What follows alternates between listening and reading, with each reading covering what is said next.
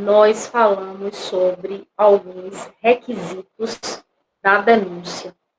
E, naquela ocasião, dissertamos sobre algumas exigências do Código de Processo Penal relativamente à inicial acusatória, à exordial acusatória, a peça vestibular, que é a denúncia, da hipótese de termos em mira a ação penal pública ou a queixa-crime, em se tratando de ação penal de iniciativa privada ou de iniciativa do ofendido.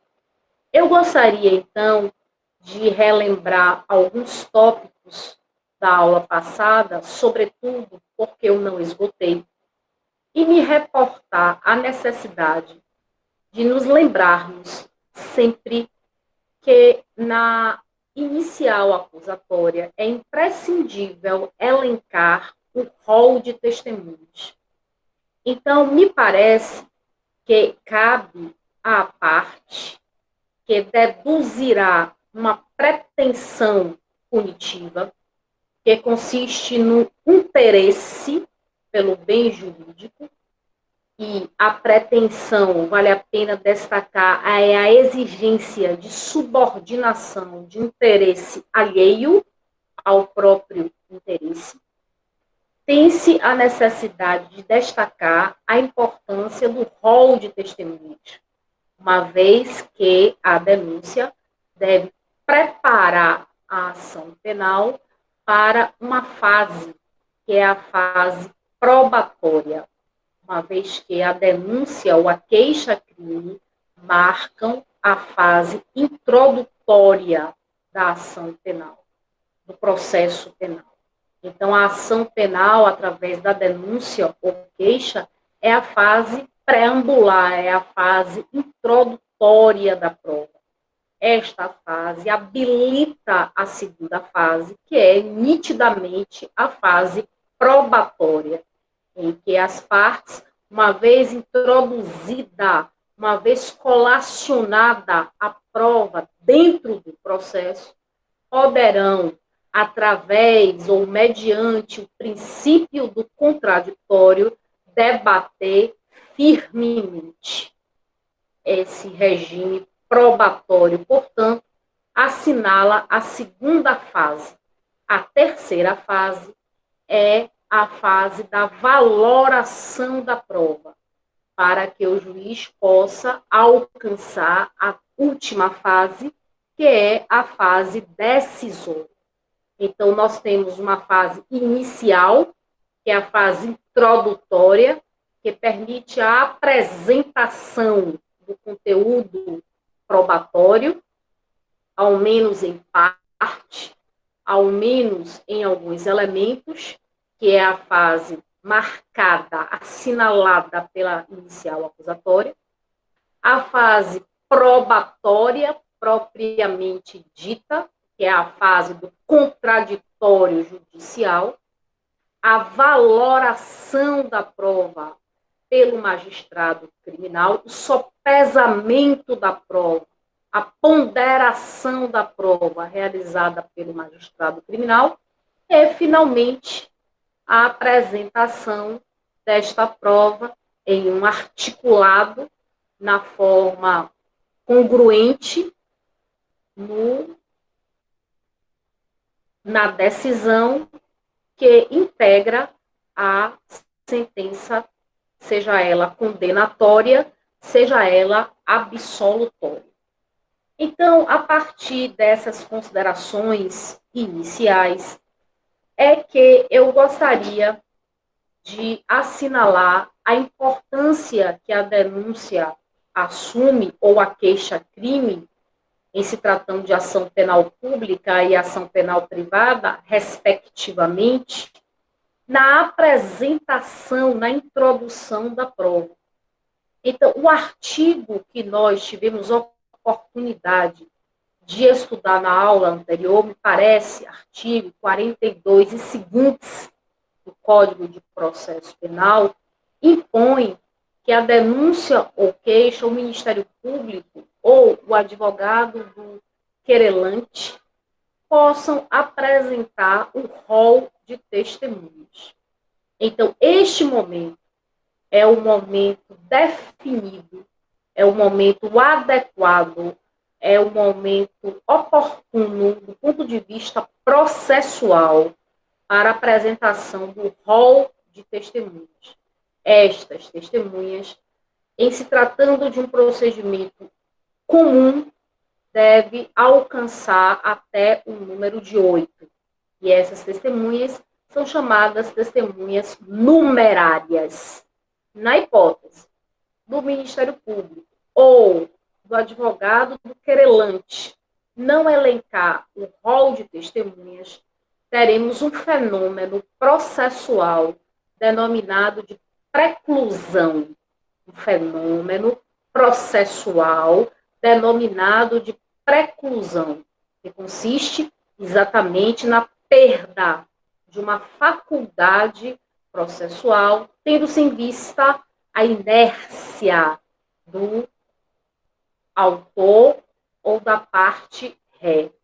Então, este fenômeno fulmina este direito ou esta faculdade processual. E aí, então, teremos que, em não havendo rol de testemunhos, somente o juiz, somente, portanto, a autoridade judicial, no curso do contraditório, no curso do processo, querendo, portanto, consiste numa conveniência do magistrado, poderá ouvir ao fundamento estabelecido pela parte de que aquele testemunho deve ser ouvido porque é imprescindível ao deslinde a solução do caso.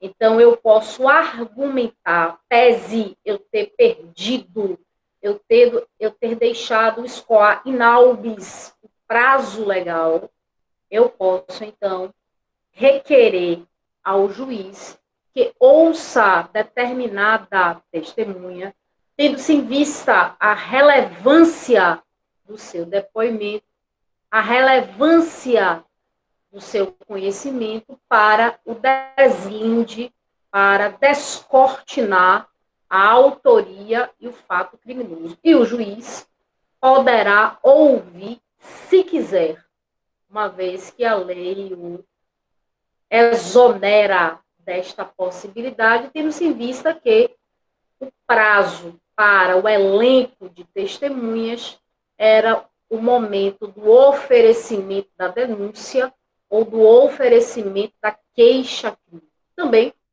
eu devo especialmente fazer uma observação que eu entendo como sendo digna de nota, segundo a qual a testemunha apresentada em rol pela denúncia ou pela queixa-crime, uma vez protocolizada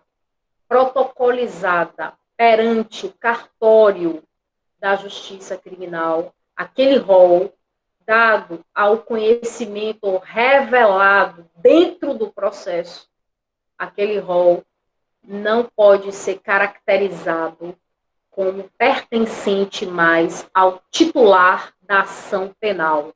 Aquele rol não pertence ao Ministério Público, como também não pertence à defesa, muito embora tenha sido introduzido por esses titulares da ação e titular do status libertatis no processo. Isso porque a testemunha, uma vez revelada no processo, pertence ao processo, pertence ao juízo.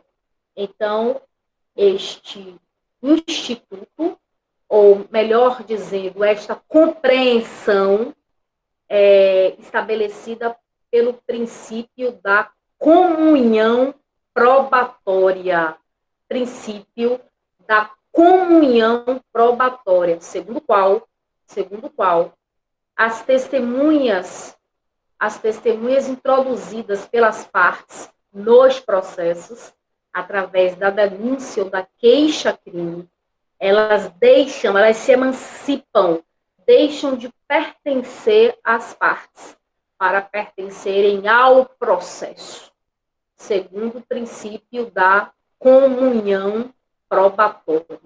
E, finalmente, dizer a vocês que a denúncia deve ser subscrita, que a denúncia deve ser assinada, porque se assim não for, teremos uma denúncia apócrifa e, portanto, o fenômeno que dá ensejo a que o juiz rejeite preliminarmente a denúncia ou preliminarmente a queixa-crime, tendo-se em vista a sua inépcia, a impossibilidade de provocar, a possibilidade de produzir os efeitos jurídico-processuais aguardados ou esperados.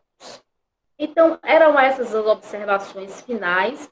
Eu devo ter me reportado genericamente a isto na aula anterior, todavia, eu gostaria de reforçar nesta aula essas observações que eu entendo como sendo observações relevantes para a nossa melhor compreensão. Eu gostaria, a essa altura, de examinar a possibilidade de avançarmos um pouco mais em nosso conteúdo programático, uma vez que em aula presencial no início do ano, nós nos reportamos à procuração na esfera pública e na procuração na esfera privada. E naquela ocasião dissemos que a procuração na esfera da ação penal pública era uma procuração genérica, era uma procuração em que não havia muitas exigências, muitas necessidades de observância de requisitos e que poderíamos permanecer no que tange a procuração da ação penal pública, seguindo as orientações, até mesmo de forma análoga, do Código de Processo Civil, para qualificação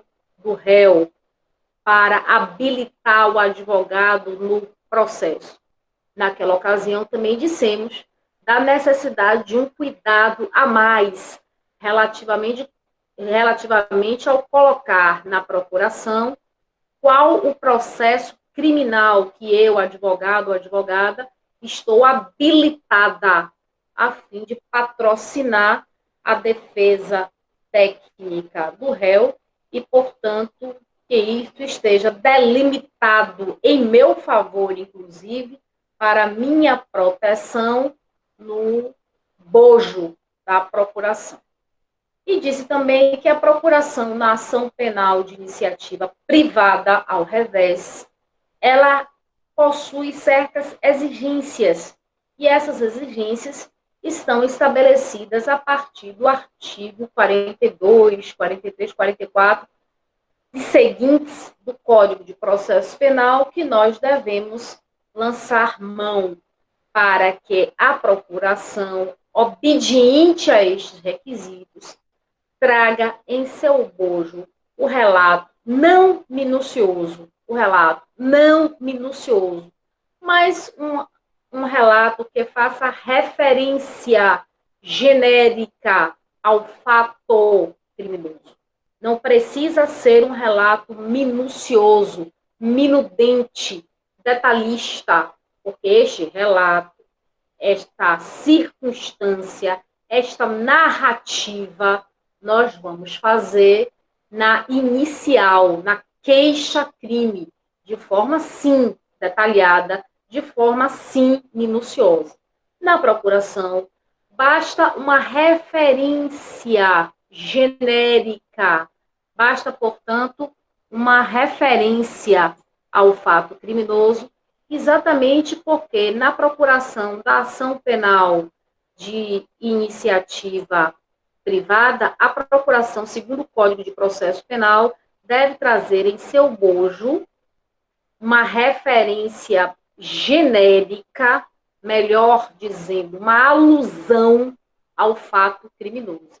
E colocar isso numa procuração, na ação penal privada, enseja ao advogado a possibilidade de uma segurança maior na hipótese em que o querelante ou suposta vítima esteja mentindo a respeito dos fatos. Nós, então, vamos nos exonerar, nos isentar, nos eximir de uma responsabilidade penal, por exemplo, o delito contra a justiça, o delito de denunciação caluniosa. Então, nas procurações, na ação penal privada, nós temos de ter em mira esta possibilidade e esta necessidade, tornando possível a colocação do fato criminoso, ao menos numa alusão genérica, para que isso nos livre na hipótese de algum crime praticado pela vítima, como, por exemplo, o crime de denunciação caluniosa, que é um crime contra a administração da justiça. Mas, caros, eu não poderia deixar de falar, porque eu já falei em procuração na ação penal pública, procuração na ação penal privada, já falamos de denúncia, já falamos de queixa-crime. Eu não poderia passar para uma outra peça processual sem, ao menos, fazer referência a uma peça denominada de representação. Representação. Todos nós sabemos que, a par da ação penal pública e da ação penal de iniciativa privada, existe uma outra espécie de ação penal. Na verdade, é uma subespécie de ação penal pública, a ação penal pública condicionada à representação. Ação penal pública condicionada à representação. Esta ação penal existe no Código Penal em caráter isolado, em caráter excepcional. Assim como a ação penal privada é rara, em nosso Código Penal é raro também a ação penal pública condicionada para a representação. Ela pertence a alguns crimes, porque a generalidade dos crimes previstos no Código Penal é, por sem dúvida, pertencentes à ação penal pública. Porém, a ação penal privada é prevista para alguns crimes. A sua razão de ser encontra-se justificada pela expertise doutrinária.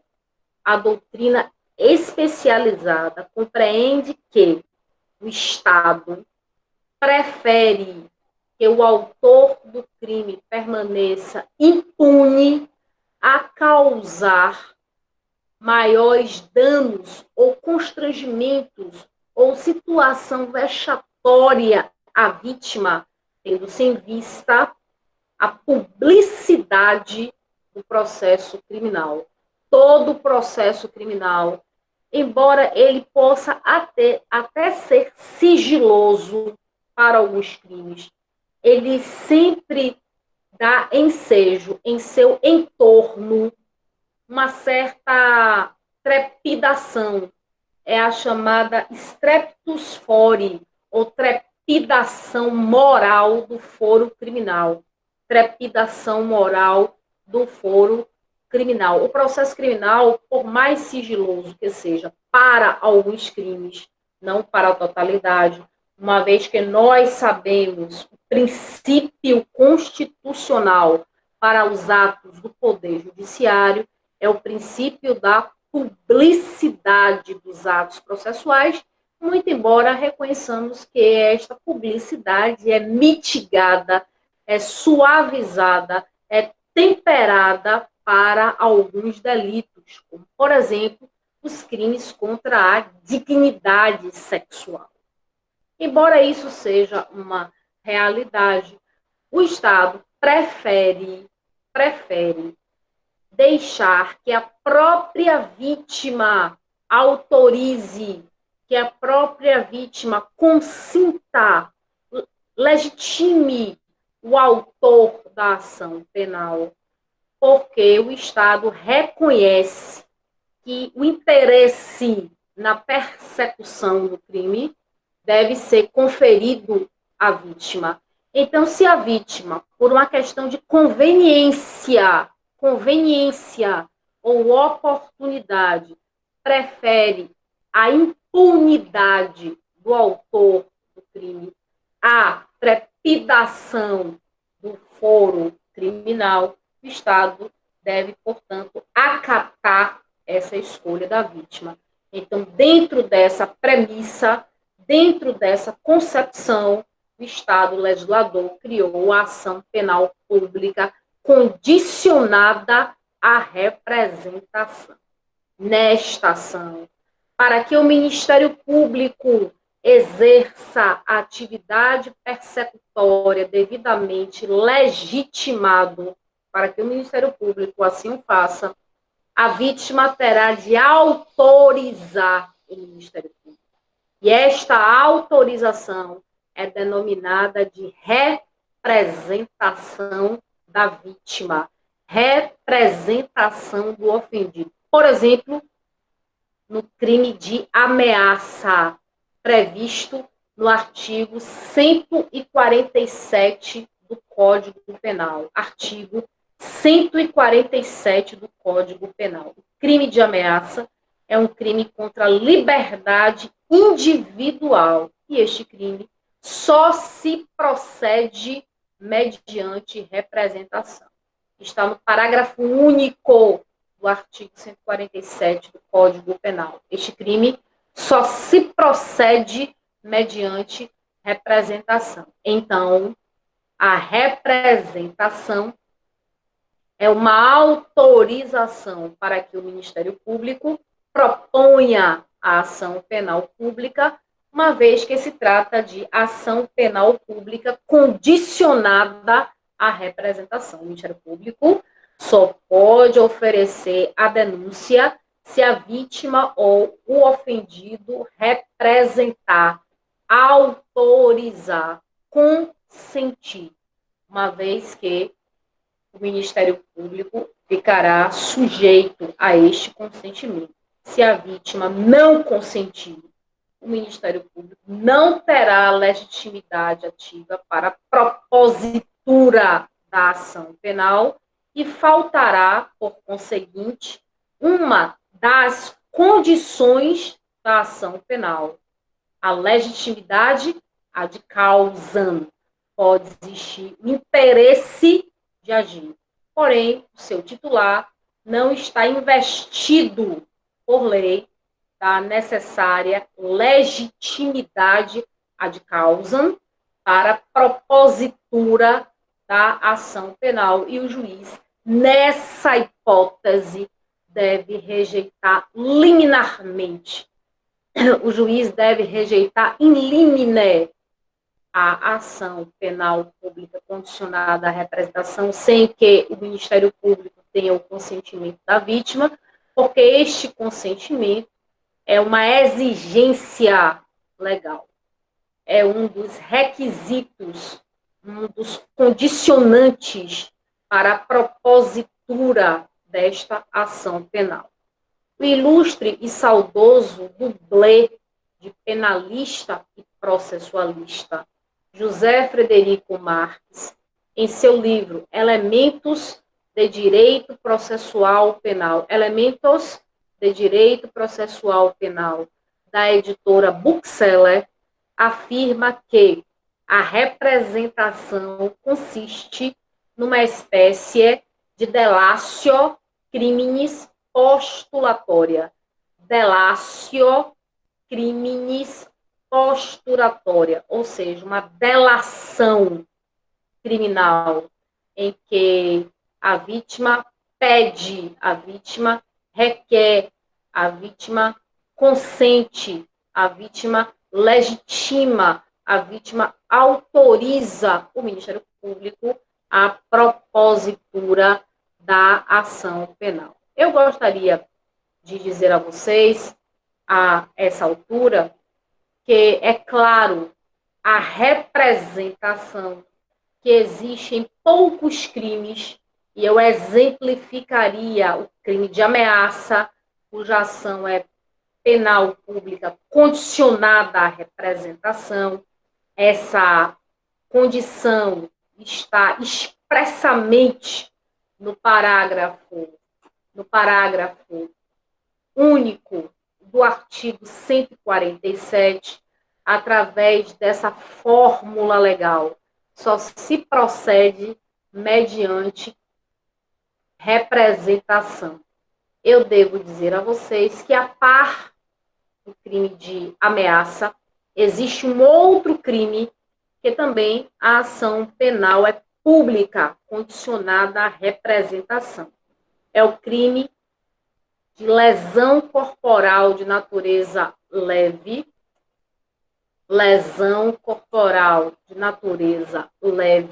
artigo 129 do Código Penal, lesão corporal de natureza leve, artigo 129 do Código Penal, é crime contra a integridade física, Neste crime, a ação penal é pública, condicionada à representação. Portanto, a vítima terá de autorizar o Ministério Público na propositura desta ação penal pública condicionada à representação. Pois bem, pense que esses dois crimes são de ação penal pública condicionada à representação. Com uma outra observação, que agora eu me recordo, quando o crime de lesão corporal leve é praticado pelo agente, prevalecendo-se de relações domésticas e familiares, quando o crime de lesão corporal, ainda que leve, seja praticado pelo agente, prevalecendo-se de relações domésticas ou familiares, nesta hipótese, a ação penal é pública incondicionada. Nesta hipótese, a ação penal é pública incondicionada. Em que hipótese a lesão corporal leve deixa de ser ação penal pública condicionada à representação? Na hipótese em que a lesão corporal de natureza leve é praticada pelo agente, prevalecendo-se de relação doméstica ou familiar. Neste caso, a lesão corporal de natureza leve pertence à ação penal pública incondicionada. A notícia que eu trago a vocês relativamente à representação é que o Código estabelece que a representação é uma peça singela, é uma peça simples, eu diria mesmo simplória, sem nenhuma exigência mais apurada relativamente à técnica jurídica, à redação forense. Se a vítima representar oralmente, a autoridade policial deve reduzir a termo. Termo é uma expressão escrita nos autos. Porém, se esta representação for redigida pelo advogado, neste caso, em sendo redigida pelo advogado, é claro, se impõe maior observância, se impõe maior obediência às exigências quanto à técnica forense, quanto à redação forense. Então, se exige maiores cuidados quanto à redação no foro criminal. Se impõe, eu diria, maior esmero por parte do advogado, se é ele quem vai redigir. mas pelo código, cuida-se de uma peça singela, sem nenhum tipo de complexidade, porque esta peça é apenas a expressão, a manifestação, a exteriorização da vontade da vítima para que o Ministério Público exerça a sua atividade persecutória, atividade, aliás, que tem status, como nós sabemos, constitucional. Todos entenderam até aqui? Eu gostaria de saber se vocês efetivamente entenderam. Se há, a respeito da representação criminal, alguma dúvida. É claro que a representação criminal deve ser subscrita pelo maior, ou seja, aquele que possui 18 anos, uma vez que, se ele não possuir 18 anos, ele deverá ser assistido ou devidamente representado.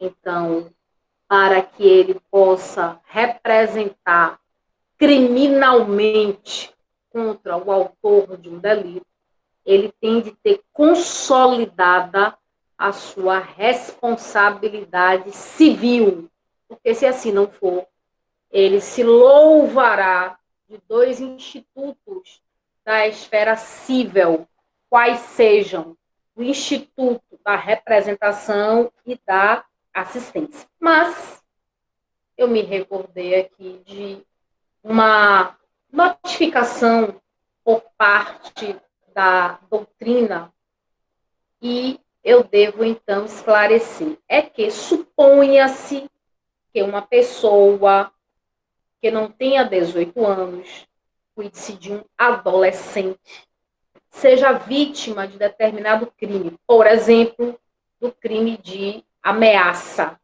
Crime de ameaça, previsto no artigo 147 do Código Penal, é um crime que só se procede mediante representação. Então, vamos imaginar que esta pessoa seja vítima do delito de ameaça. Nessa hipótese, em sendo adolescente, os responsáveis legais poderiam assisti-lo. Mas vamos considerar mais um pouco. Vamos considerar que os pais se negassem, os responsáveis legais se negassem a fazê-lo, a assistir. Quando este adolescente completasse 18 anos, nasceria para ele o prazo decadencial de 6 meses, lê-se 180 dias, nasceria para ele, ao completar 18 anos, o prazo decadencial de 6 meses, lê-se 180 dias, por ser um prazo material. Então, nesse caso, teríamos a possibilidade de que ele mesmo representasse, porque, portanto, ele estaria na plenitude da realização ou da sua capacidade civil em realizar os seus direitos e cumprir os seus deveres perante o ordenamento. Então, eu queria saber se vocês compreenderam. Menor, com 17 anos, é vítima de crime de ameaça, que se trata de ação penal pública condicionada à representação. Os pais ou responsáveis legais não representam assistindo ele, preferem, portanto, permanecer inerte, mas a lei confere a esta vítima o direito de, ao completar 18 anos, nascer para ela o direito à representação. Então, portanto, eis aí uma solução a fim de garantir uma autonomia da vítima perante o processo criminal. Todos entenderam? Eu esqueci o horário do término dessa aula, eu não me lembro, porque eu gostaria de começar essa aula sempre no horário.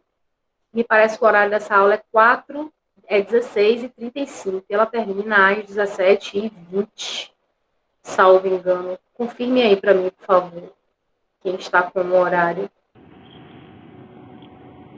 Ô, Pro, boa tarde. Sim, muito bem. Tá, Então, tá, eram essas observações que eu gostaria de fazer, sendo que a nossa aula iniciará sempre, né, às 16h35, embora aí no link tenha 17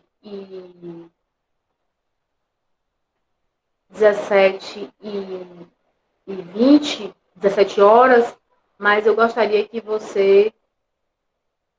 vocês corrigissem, certo? O aplicativo Meu Universo, eu mandei ontem para vocês, inclusive, o aviso da aula. Vocês devem ficar atentos. Então, por favor, observem que esta aula vai começar sempre às 16h35 e terminar às 17h25, certo? Mas eu já dei vários assuntos. Zé aí que não conseguiu, procure ver com os colegas. Não faltar. É uma aula virtual, vocês estão em casa. Então, vocês não têm nem como eu exonerar vocês dessa responsabilidade de assistir a aula, até porque quem não assiste leva a falta, não só minha, mas de todos os professores. Então, vocês devem assistir todas as aulas, certo? E no final, e vocês já podem fazer isso aí, colocar presente. Vai vir o nome de vocês e a palavra presente, para que vocês não levem falta. Vocês já podem colocar isso aí e eu vou repetir os avisos. Primeiro, não faltar essa aula. Depois, essa aula sempre começa às 16h35. Depois, todas as nossas atividades que eu coloco semanalmente, eu faço no portal EAD. E vocês podem fazer a atividade no próprio portal EAD, porque eles têm uma ferramenta chamada de Classroom. Então, vocês podem fazer lá mesmo essa atividade. Não preciso enviar nenhuma atividade para mim. Se no final nós tivermos aula presencial, vocês vão me dar essa atividade e eu vou corrigir, eu vou dar o visto. Se não, eu disponibilizo o portal EAD, vocês já podem fazer essa atividade lá mesmo, ou permaneçam com a atividade em mão, porque no momento oportuno eu vou disponibilizar o e-mail, tá certo? Mas vocês podem fazer essa atividade no portal EAD. Já pode fazer, já a ferramenta e alguns alunos já estão fazendo. Vocês têm alguma dúvida a respeito da aula? Ou tudo tranquilo? Coloquem aí para que eu possa visualizar. Alguma dúvida? Karane? Professora Selma, boa tarde. Ah, sim. A aula mais tarde é 20h40. Eu vou começar aqui a aceitar a participação de vocês a partir de 20h40. Aula de legislação extravagante. Então, como é que você acessa o portal EAD? Eu não faço a menor ideia. Vocês devem procurar uma orientação, uma Elve, que é uma funcionária. Depois eu posso passar aqui o celular dela. Vocês têm meu celular. O meu áudio o meu teclado do meu computador. Meu áudio não está funcionando? Como assim? O teclado do meu computador, professora, não está. O tema da aula o tema da aula foi representação criminal. Representação criminal. Vocês têm alguma pergunta a fazer? Meu áudio está funcionando. Alguma pergunta? Pro, tá me ouvindo? Estou ouvindo. Eu queria entender melhor esses 6 meses, já que você falou que a pessoa com 17 anos, ao completar o 18, ele ganha esse direito de representação, né? De representação, não foi isso? Vem cá, mas isso não seria automaticamente ao completar aos 18, não? Eu não entendi bem. Vamos imaginar que a pessoa tenha 17 anos. Certo. Nessa ocasião, os pais não quiseram fazer a assistência. Certo. Ela não tem capacidade processual. Isso. 17 anos. Então, os pais teriam que assistir, os pais não fizeram. Quando esta pessoa completar 18, hoje, vai nascer para ela um prazo decadencial de 6 meses para representar. Só que como esse prazo é penal e material, não são rigorosamente 6 meses. Esse prazo é contado dia a dia. Então, lê-se 180 dias. Ah, entendi. Entendeu Ok. mesmo? Aqui, obrigada, viu, Pro? Eu não sei acessar esse portal EAD por vocês, porque eu tenho minha senha de professor, etc e tal. Quem não souber o passo a passo, pode me passar uma mensagem que eu vou indicar um funcionário para ajudar. Meu celular, vocês sabem qual é meu celular. Eu já disponibilizei várias vezes, várias pessoas têm. Então, depois vocês me comunicam com o meu celular mais tarde, entre hoje e amanhã, eu vou disponibilizar o telefone desta funcionária, que ela pode dar uma orientação mais precisa, porque ela conhece muito disso aí, viu, Wagner? Wagner, se manda O meu mensagem final. computador não está funcionando o teclado. Daniela Brito presente. Como é? O computador, o meu teclado do meu computador, professora, não está funcionando, então Daniela Brito presente. Sim, senhora. Obrigada, Fran. Nada, minha querida. E entendeu, Wagner? É você quem passa mensagem toda hora, né? Tem umas 10 mensagens de Wagner que eu respondo por dia. Passa a mensagem para mim, eu vou lhe passar o telefone dela, aí você vai direto para ela poder lhe orientar. Tá bem? Um beijo no coração de vocês. Muito obrigada por tudo. Deus abençoe vocês, Deus proteja vocês. Eu vou estar sempre aqui, tá bem? Se não é 5h25 que a aula termina, que horas são? Pois é.